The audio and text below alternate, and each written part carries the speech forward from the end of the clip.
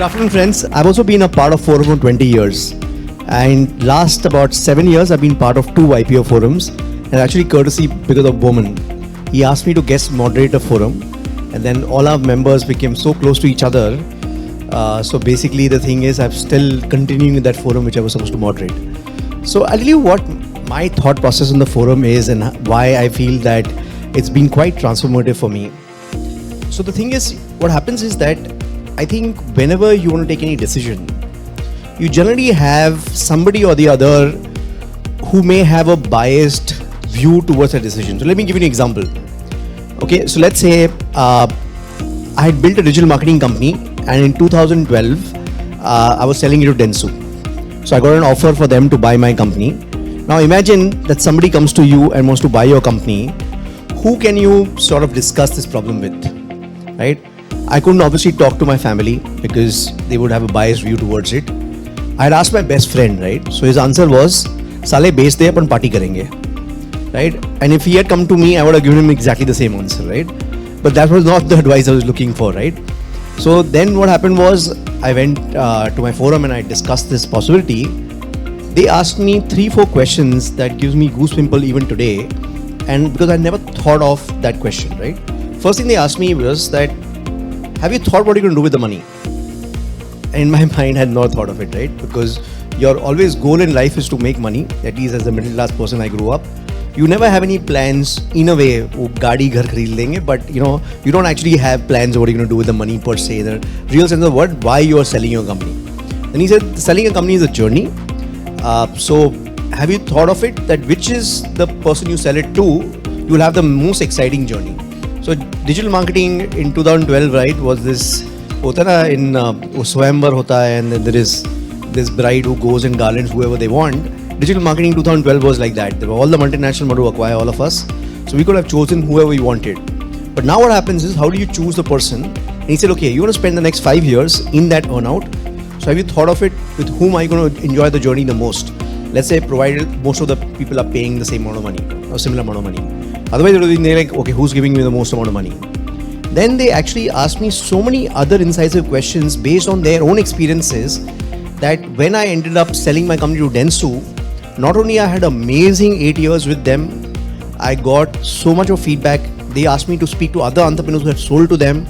They gave me feedback. And if you ask me, if I turn back the clock, if I had not had a forum, I would have not had enjoyable 8 years. I would have not probably had such amazing career on earnout. Like we almost grew 15x during the period of the earnout, right? So that growth would have not happened. I would have made a lot less money.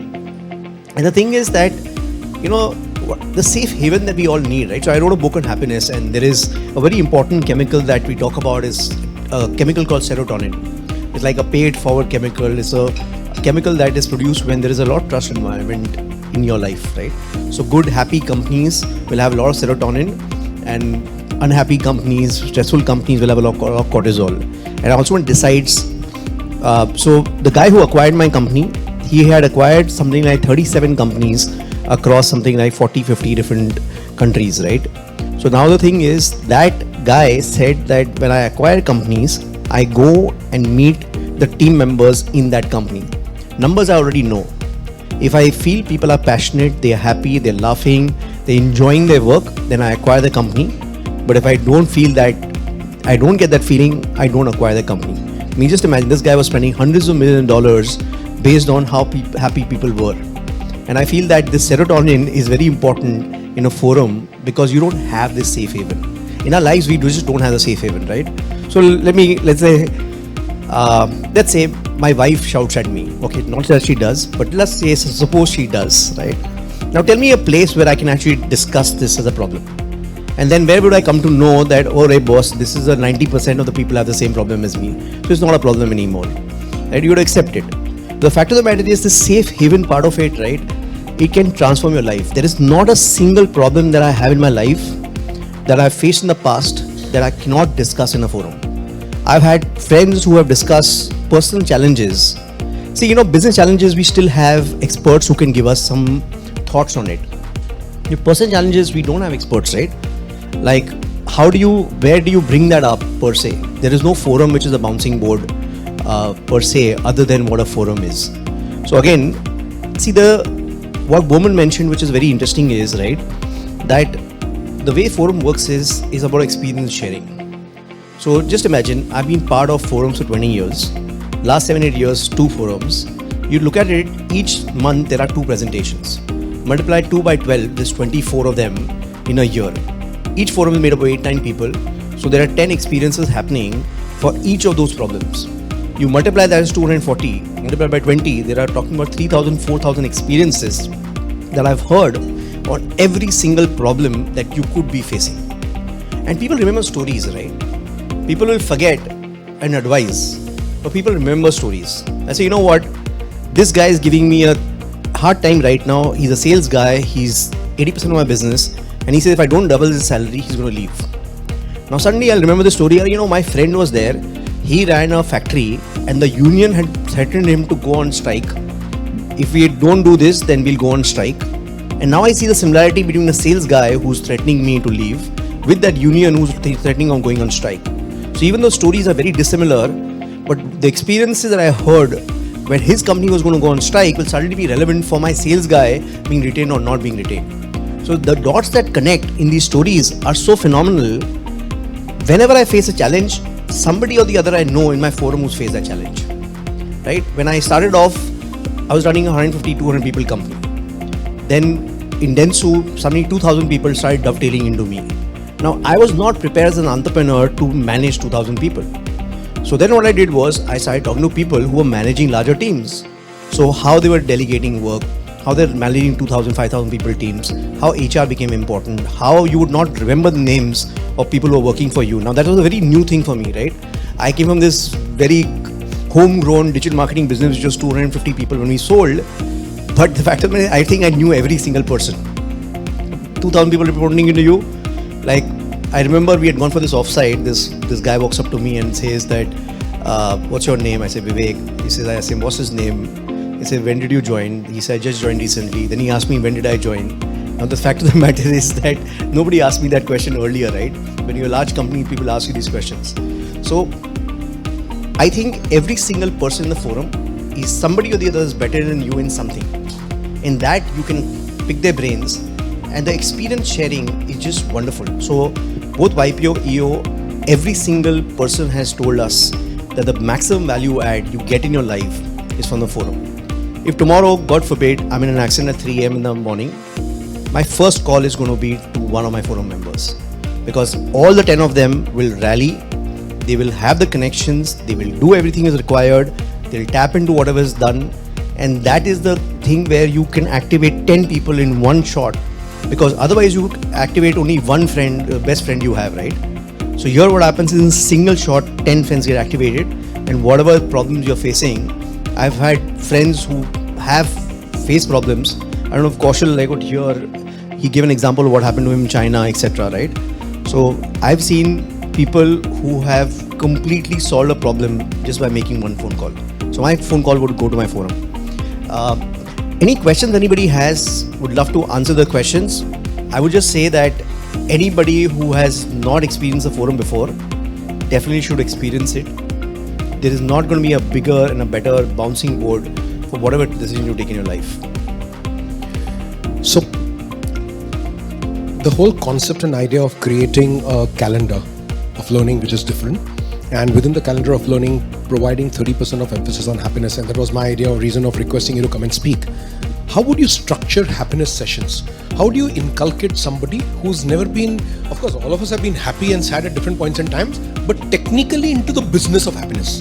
Because if you have to get into something, you need to be a pro at it. Pro at it cannot happen without education. So how do you inculcate members so that it becomes an eye-opener?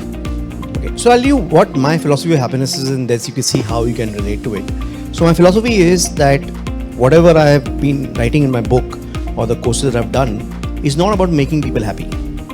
It's about making people happier, right? So you could be 20 or 100 in your happiness quotient. My goal is, can we become 21? Can we become 22? The goal is not to be happy, but to be happier. And in order for doing that, there are certain things that are scientifically proven. There are certain things that you do which will increase happiness. Being a part of the forum will actually increase happiness. Serotonin will actually be produced. If you are generous, you will be happier. You exercise, you will be happier. You sleep adequately, you will be happier. And these are actual chemicals being produced.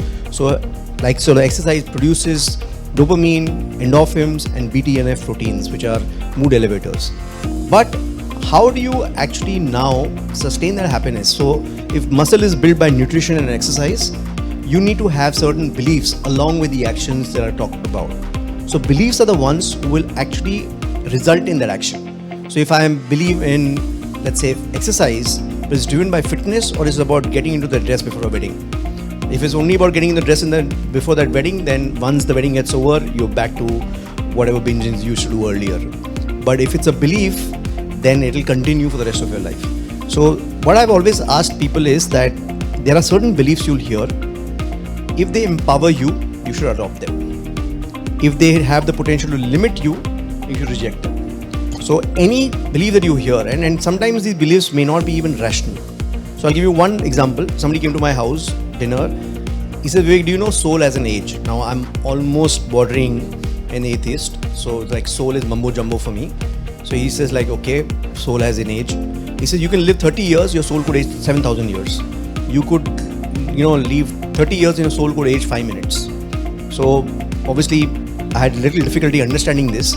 But then I thought to myself, what if I make my time management based on the age of my soul?